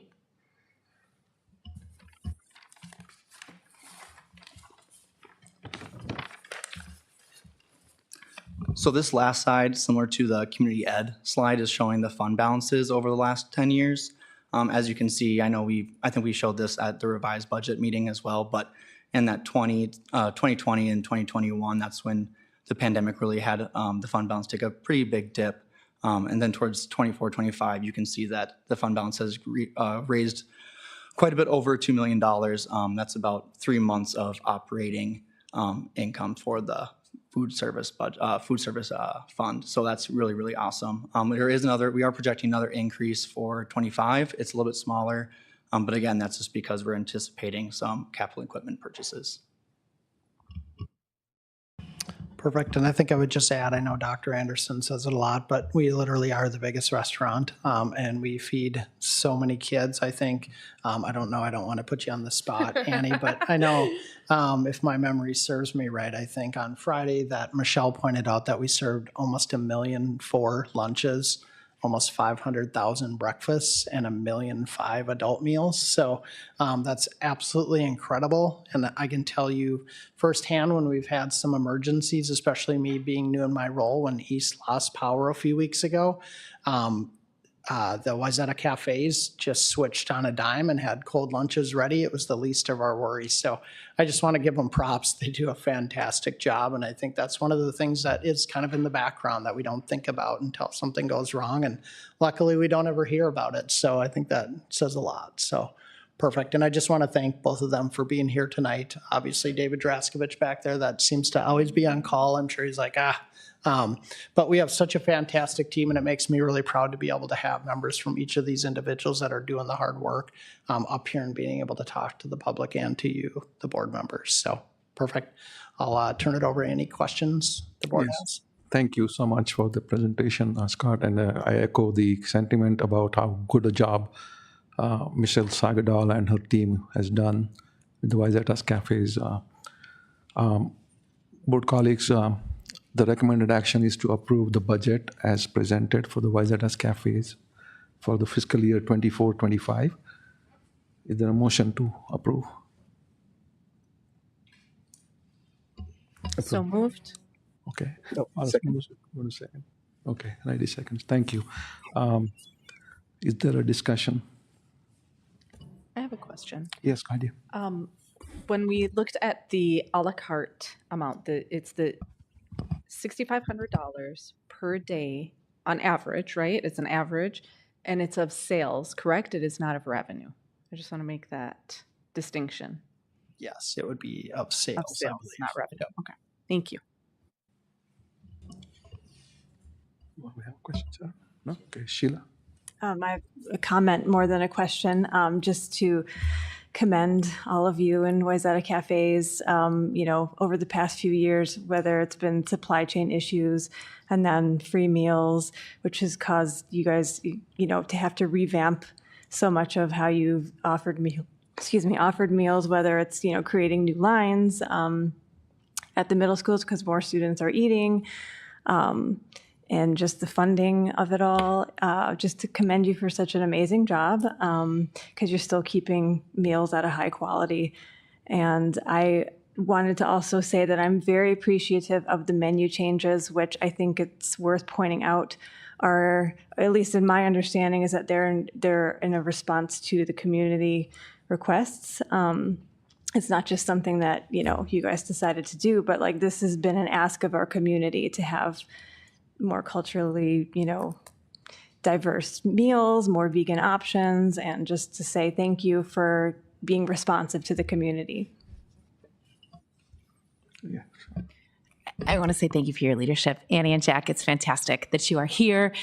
We won't tell Michelle that you nailed it, and so it's, well, she was absolutely missed, but you guys are amazing. So thank you so much. Okay, I just want to thank you again, and I echo Sheila's comments about your accommodation or your desire to listen to the community, and I think it speaks for inclusion as well, diversity, inclusion, and that you're aware of how diverse this community has become, and you want to include everything that they are asking for in terms of cultural variety in food. I have one question about the participation. I think it was like 80, and 70 or something like that.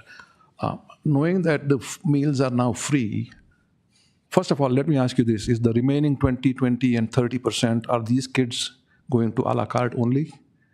If not, that's hard to imagine, but if not, why are we not getting close to 100% participation, including a la carte? I think some of that 20% is probably going towards a la carte, but then there's always going to be families that just prefer to pack lunch from home. So that's probably accounting for that other percent. Okay. We would love to have 100%, Right. but we're happy with the increases that we're seeing so far. Yeah, it's free, right? So might as well use that. But thank you so much. So, board colleagues, if there is, Dan, you have a question? Oh, yeah. And it was just thank you. It was a really fascinating statistic I heard in our committee meeting last Friday, where you talked about kind of where the participation rates were before school meals are made free. So I was wondering if you could kind of just talk about that for a little bit. Just as far as like why we think they're increasing, or The percentages for middle school, high school, elementary school. Yeah, so I can speak to when I first started, which is about 6 or 7 years ago. The middle schools were running closer to about 60%. So to see them jump to that 80% is a huge increase. Some of that is purely because meals are free, but I also think a lot of it has to do with the direction that we've decided to take our department, trying to offer more choices to our students, improving the quality, and that's just a token to our staff. As they continue to evolve, they continue to try and partner with more local farmers, et cetera. Yeah, well, thank you so much. And with hunger and feeding people, this increasing issue that we see in our society, I am very grateful for all the work you guys do. It really means a lot. It it takes a village, and you guys to put that effort forward every day. So thanks so much. One question. So again, thank you for all your help and support. I know in few other meetings we talked about food wastage, and I know it's very hard to kind of measure it, but I believe there are a few initiatives or ideas being looked at. So would you be able to share some of those details here with the audience? I'm probably going to defer a lot of the specific details to Michelle on the food waste, but it is something that we continue to really try and monitor. As much as we can reuse and repurpose, we do. As much as we can compost and teach our students to compost, we are. So just continuing to push that forward. As far as the specific initiatives, I would have to defer on that one. Thank you. All right, so this is a voice vote. All in favor say yay.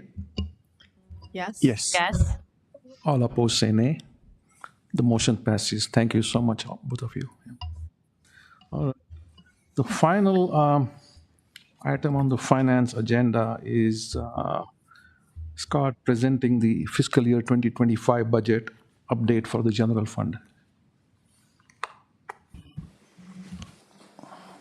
All right, members of the board, Board Chair Sahoni and Dr. Anderson, thank you for having me here. I was get a little bit nervous on this one, just because it just is an update. So just please know it's very high level informational. I was just going to kind of talk through it with the board, like we did at the Finance Committee of the board on Friday. But then in my normal ways, which David will tell you, I stopped at Chase and said, I'm going to put a presentation together really quickly. So just so we had something visually to see. But again, this is just an update on the budget. As the board recalls, the plan will be for the presentation to be at a special board work session on June 24th. So the gentleman I have sitting here to my left, I mentioned him earlier, he's our Director of Finance, David Draskovich. David has been with the district how many years? It's been 4.5 now. 4.5. So I always tell David that he came with the place when I came here, and I would have kept him. So he's fantastic. He's awesome, and he has been living and breathing this budget along with the finance team. So I can't commend him enough. As we just discovered when we went through the community ed budget with Fund 4 and the food service budget with Fund 2, you're probably sensing a theme that due to the pandemic, school districts and finance offices in different departments have really had to hone in on their skills. For lots and lots of years, you could just kind of carry forward budgets. It was very predictable. As you guys know, it's changed quite a bit, and you can't rely on past historical data just because there was so much jumping around. And then there's just flat out been a lot of change. Wayzata, I would say, has experienced probably every change possible just because of our situation, uniqueness being in the district here. So I say all of that just because David, like I mentioned, has been in the weeds of this, and he and I are to the point where we are comparing massive data models. And I know some of the staff has seen it. I think he gave Dr. Flansburgh a little preview today. So I just want to commend my team for that. It is really helpful that we're in such a good situation. All right, next slide. So again, this is just to review updates ahead of the prelim presentation on the 24th. Next slide, please. All right, so you guys are sensing the common theme. I try to change it up so they're not all exactly the same, but they all say the same thing. So that's about as creative as an accountant gets. So on the 24th, we're going to be presenting the general fund, and that's the one that everybody is kind of paying attention to. Also at that one, we're going to be presenting the building construction fund, which will be winding down, and then of course the debt service fund. The other two funds listed up there tonight are what the board approved. All right, next slide. This is just the timeline. This is, again, slides that you guys have seen before, but it's just highlighting where we are in the process. It is required that it is approved by June 30th to meet statutes. So again, we'll be presenting that at the special board session. All right, this is my favorite slide. I wasn't going to put this in, and then I told David I'm going to put this one in. So this is maybe where the geek and accountants come in. So this is a very, very busy time of year. So I think all hands are on deck. And at this point, we actually are working on audit right now. We had one of our new accountants today, Andrew, start, and Jack's been with us now a year. So we are putting together a great team that can handle audits too. So they are actually working on preliminary audit today. And I believe they come, is it next week for prelim audit work? Yes, they'll be here for the 17th through the 18th. Perfect. So you can see it's busy. Our fiscal year is ending, obviously. The school year just ended. We're also in the levy process right now. And then I'm here tonight to talk about the budget with you and kind of our planning session. So there's a whole lot going on, and I will look over at Executive Director Stacy Voss too. Her and I have been working very closely. So lots of hours on costing models and negotiation models. So June is always my favorite month to get through. So next slide, please. All right, this is one, I just kind of changed the slide up. I just always think it's important whenever we're talking about our budget planning to kind of show the history of it because it says a lot. Next year, after the year of what the legislature called historic funding. We go back to the 2%, which is very similar to what we've had in the past. So as you can see on the right there, on the second column from the right, you can see the percentages that we've gotten over the year. Next year, as I mentioned, we drop down to that 2% from the 4% in the current year. In future years, it has a floor of 2% and a ceiling of 3%. So just having that in the backdrop, it's information that's, I think, very important to have. Next slide.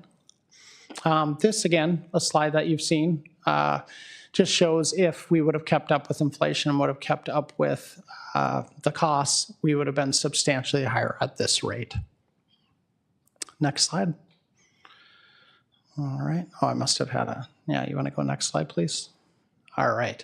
Perfect. So, David, and you can hop in. I tend to do a lot of talking, and I always say we're going to get through things really fast, and I think the finance committee, the board no longer believes me. So, and rightly so, I think we've had to be like, okay, I got to go. Biggest budget assumption for us, and something that keeps David and I and our finance team awake at night, is enrollment.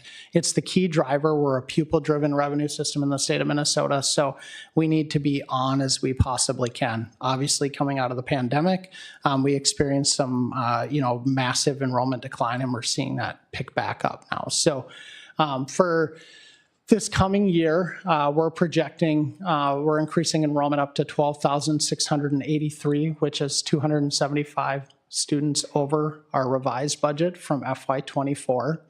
And then, as Dr. Anderson and I brought to a past meeting, we're currently starting the process of another demographic study this summer with TeamWorks. I just put the slide on the bottom there, just showing our projected enrollments based off of the last demographic study that we had presented to the board in the fall of 2022. We are seeing growth, which obviously is a huge thing, especially as we work towards pulling ourselves out of cost containment. Anything you want to add on that one? Perfect. All right. But as I kind of mentioned, David is knee-deep in that. And so those revenue projections, that drives all of our state aid. It's tied to our levy dollars. So it's critical that we forecast that. So we're always very conservative and asking lots of questions. So now revenue planning notes. As I just talked about, the increased enrollment, which obviously will drive additional revenue on top of the 2% that we're getting from the state and the increased formula. And then the formula allowance. So back to 2, that's 60% of our revenue, and you'll see that in a future slide. But it's going up from roughly 7138 to 7281, and that's per pupil unit. So that is weighted differently. I won't go into all the details, but grades up to grade 6 is weighted at 1.0, and then 7 through 12 is weighted at a 1.2. So that's when you see differing numbers from the 12,000 numbers that we're at. That's what's pushing that up. Levy dollars, we're planning for an increase of roughly 3.8% on the general fund related areas. As the board recalls, that's about 30% of our revenue budget. And then the special ed cross subsidy continues. And then we are also utilizing the federal dollars, as I mentioned, at a board session at the end of March to pay our special ed tuition bills, which will by default drive additional revenue as we shift those federal costs into state. So that will help offset the costs that we're seeing increase in special ed. And then the federal allocations and COVID-related dollars, we're forecasting very similar revenues to the current year for the non-COVID related revenues. And then we will see those final COVID related dollars come to an end actually by September 30th of this year. Next slide. All right, this is just a visual interpretation. I think I made the joke before, but I had a mentor that told me you need to put graphs up there too. So here are my graphs for the visualization, but it does a nice job of just showing truly where the district is receiving their funds, and then just noting below that what we're expecting for an increase. All right, next slide. So this is just quick assumption. So just showing you kind of the current year and then comparison to what we're projecting for the next year. All right. And then expenditure planning, and David, hop in anywhere you want on this one, but salaries and benefits, I don't know if you want to talk about that.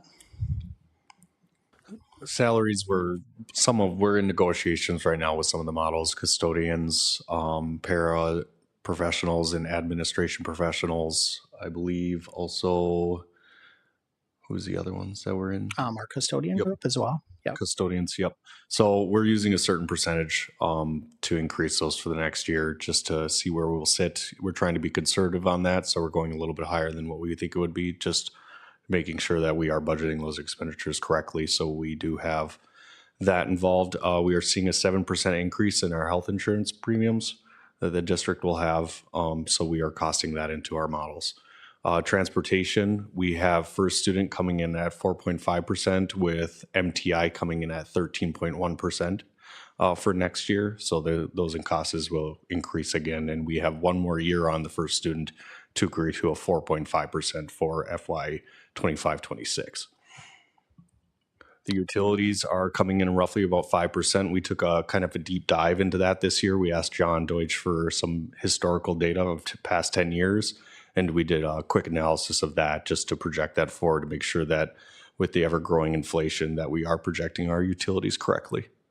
And I think one thing to point out there too is we can't control the weather, so these are as best as we aren't meteorologists, and I sometimes I wonder if they know. I'm kidding, but that is really hard to predict. So we use that 10 years of data. David, Jack, and team kind of dove through that and gave us kind of our best predictor. But as we all know, we can plan, and then what was it, a couple of years ago, we got tons and tons of snow and blew that budget out of the water. And then this last year, we kind of recouped it. So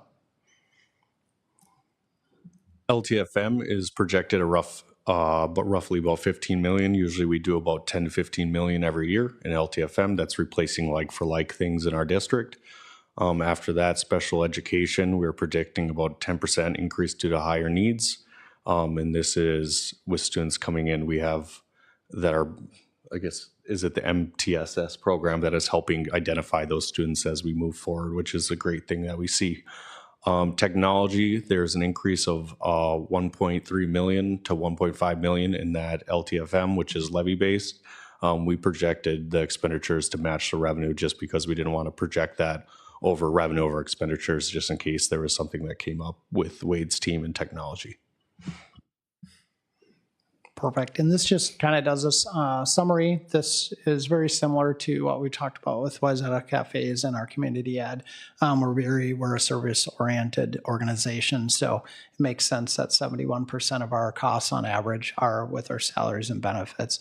As David mentioned, we have to be conservative in our budgeting approach. So we do, like when we're filling vacancies, we have to assume sometimes worst-case cost scenarios. So for an example, like with our insurances, we have to assume that they're going to take family if we don't know who's hired yet, just to cover that cost, because there can be significant differentiations, and that's why we come back to the board mid-year with a revised budget to get those updated.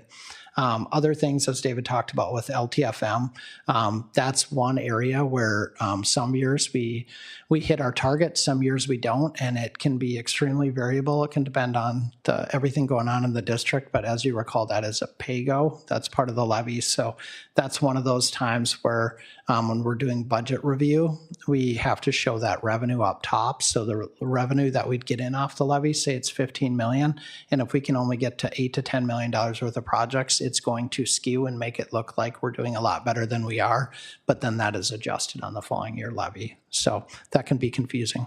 I'd like to add one thing in about the LTFM. Most of the time when the projects are being done and completed around the district are during the summer hours due to students being in the classroom. So a lot of that does maintain to what the summer looks like, whether or not the weather forecast for replacing roofs, if there's rain or not.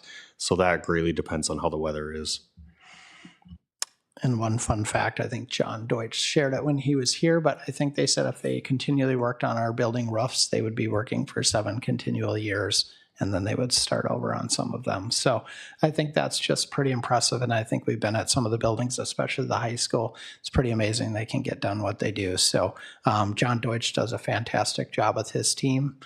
He has a lot going on, and he's a popular guy. I don't know that I'd want to be him, because whenever we go into places, everybody runs over to him because they need something. So just want to tell him thank you as well. All right, next slide. All right, so this is just another quick recap of the expenditures just for a visual, but it does show just kind of our comparison from the prior year and then what we're estimating going forward. All right. And then next steps, as I mentioned at the introduction of this presentation, the team will continue working on the budget. So we'll have a few more sleepless nights, I think, and some early mornings. And then we will plan on bringing that to the budget or to the board on Monday, June 24th. And then our hope would be to have the school board adopt the budget before July 1st. All right, questions? Yes, thank you, David. Thank you, Scott. I've noticed you have interspersed a lot of humor with the numbers. So does that make it easier to digest?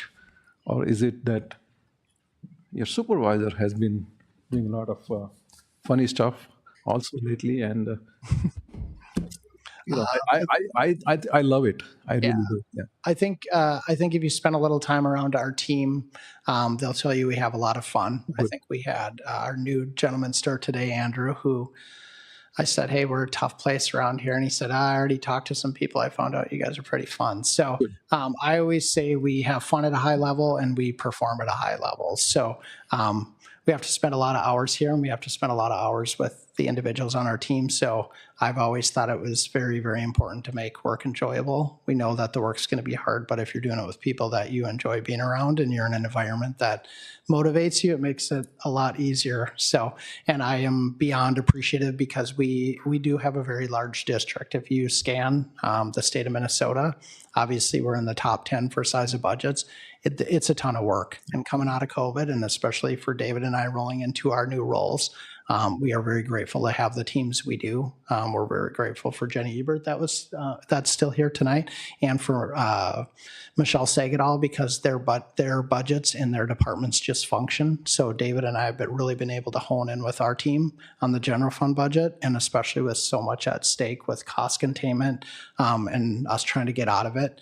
And I think we're going to be ahead of the curve. I think you guys have noticed and heard about some districts right around us that are now going into cost containment. So I do give my predecessor a lot of credit for diving into cost containment before it got out of hand. And I think we've done a really good job. I think we work really well with the other departments. We're grateful for our relationship with HR and teaching and learning. And I don't know if they think I'm as funny as I do, but I feel like Amy Parnell will laugh with me sometimes. So, but we do, you're absolutely right.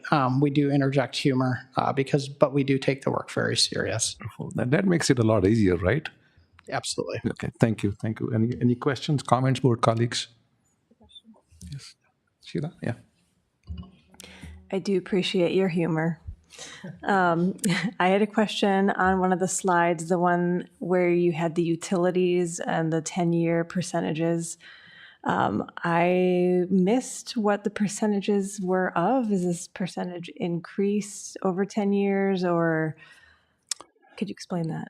I don't know that we provided that. We don't have that on the slide. We can definitely look as a team and come back. What we did highlight on that one was we broke down each area individually, so the increases that we were seeing, and then we had an aggregate of 5%, but electric, we increased 4%, heat was up roughly 2%, and then water was around 6%. And that was based off of a 10-year average and then kind of predicting into the future a little bit. So it was a percent increase? Yeah.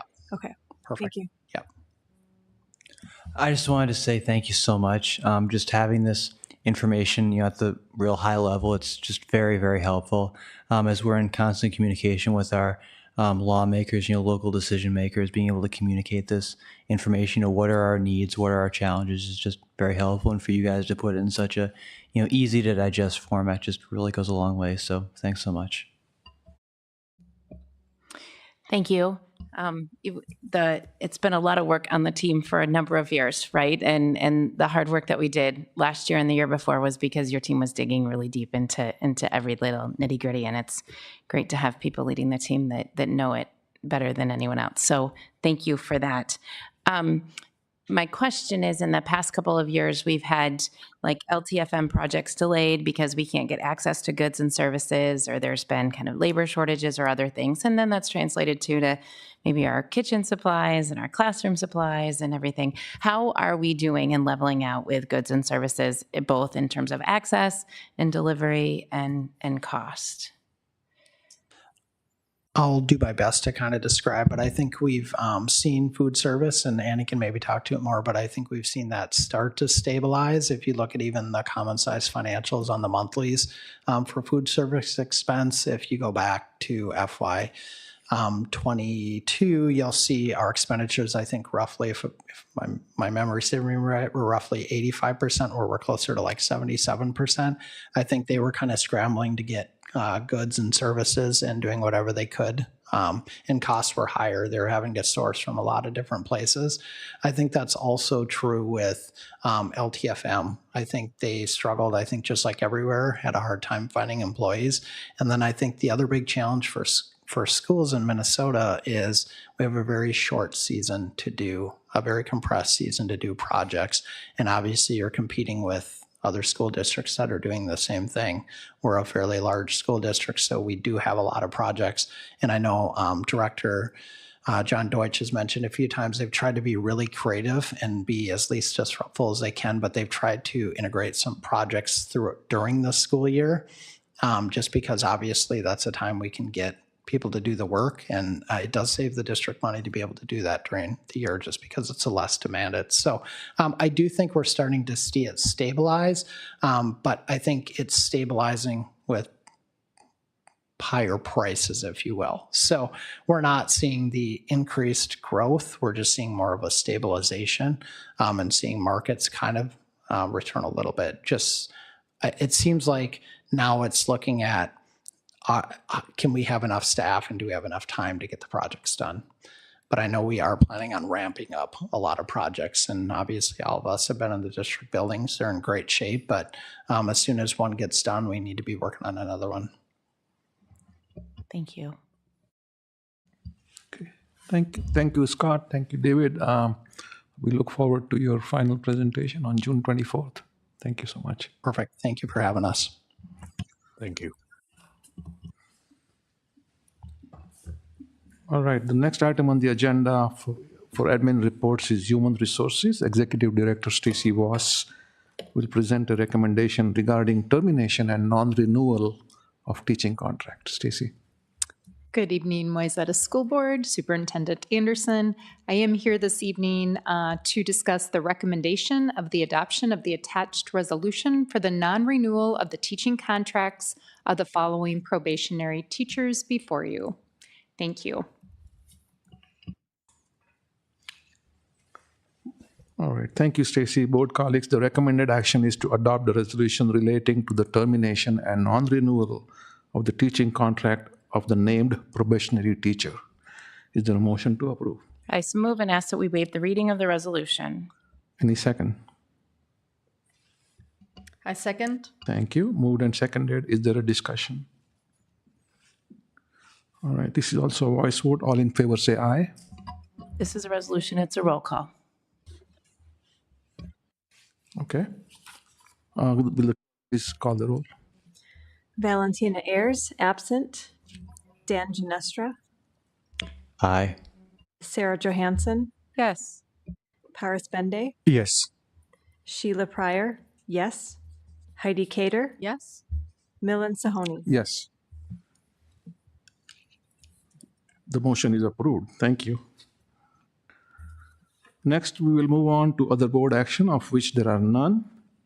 And the final item on the agenda tonight is the board reports. This section of the agenda provides an opportunity for board members to update school board members on school board related work or to make announcements of interest to the public. I believe there is one request for a board report. Director Ginestra. Thank you, Mr. Chair. One of the great opportunities that I had, a few weeks ago in conjunction with a few other board members was to attend the Scholars Forum for Honors Mentor Connection. For those of you who are not familiar, Honors Mentor Connection was a program at Wayzata High School where students are acquainted with a mentor in a field of their choice and then conduct a series of research projects with a thesis defense. It was very fascinating to hear still a lot of the presentations, all conversations regarding inequities in education, analysis for election results, creating data models, as well as some biology projects that I couldn't even begin to wrap my head around. So really fascinating work, really well done. Thank you to Mrs. Amy Swenson and Ms. Amanda Layden for their great shepherding of these students through the HMC program. They were personal teachers of mine and did excellent every step of the way. So my gratitude to them and my congrats to the HMC class of 2024. I yield back. Thank you, Dan. All right, our next board work session will be held on Monday, June 24th, and this concludes the Wayzata Public Schools regular board meeting. I want to thank everyone for their participation in a process that is focused on students in our district. Is there a motion to adjourn? So moved. Any second? Second. Thank you. All in favor say aye. Aye. Opposed, aye. The time is now 9:03. The Wayzata Public Schools Board of Education regular meeting for Monday, June 10th, 2024 is adjourned.